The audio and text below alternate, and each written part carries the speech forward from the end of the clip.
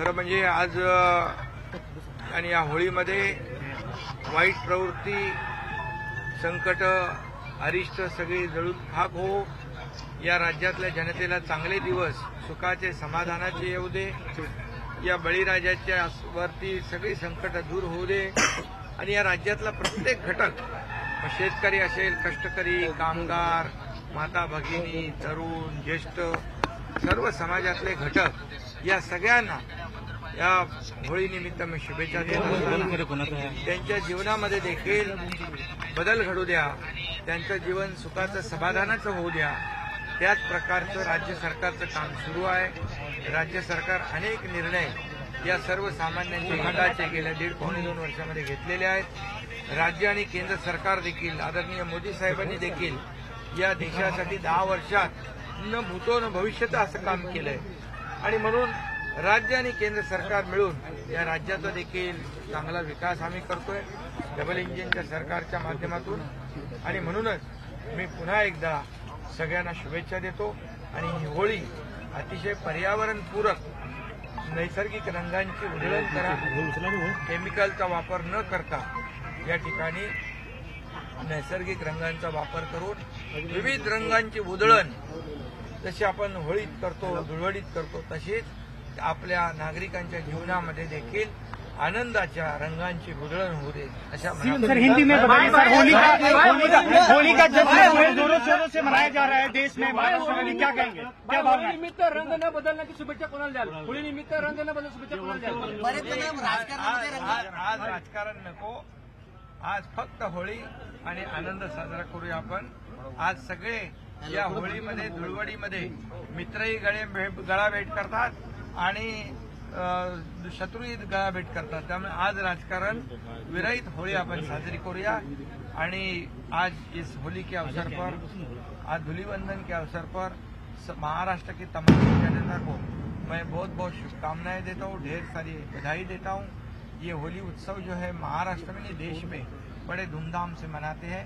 सभी लोग गले मिलते हैं और अनेक रंगों की बौछार होती है. और निश्चित रूप से राज्य सरकार भी यहाँ पर लोगों के लिए काम कर रही है. लोगों के जीवन में एक बदलाव हो जाए, लोगों के जीवन में सुख, समाधान, आनंद मिले. और इसलिए हमारे किसान हो, हमारे कामगार हो, माता बहनें हो, हमारे युवा हो, हमारे सीनियर सिटीजन हो, इस समाज में सभी वर्ग के लोगों को इस होली के अवसर पर शुभकामनाएं देते हुए उनके जीवन के सभी संकट समाप्त हो. ये होली में दुख, संकट, अरिष्ट, सभी अनिष्ट प्रथा जलकर खाक हो और नया एक अच्छा माहौल इस महाराष्ट्र में पैदा हो. ऐसे शुभकामनाएं देते हुए मैं ये भी कहूँगा कि इस राज्य ने 1.5-2 साल में जो राज्य के विकास की गति बढ़ाई है, गतिमान सरकार, वेगवान निर्णय, ऐसी छवि जो है सरकार की आम जनता में, अपना सरकार, हमारी सरकार, ऐसी छवि निर्माण करने में हम कामयाब हुए हैं. और इसके पीछे आदरणीय देश के प्रधानमंत्री नरेंद्र मोदी जी का भी आशीर्वाद है.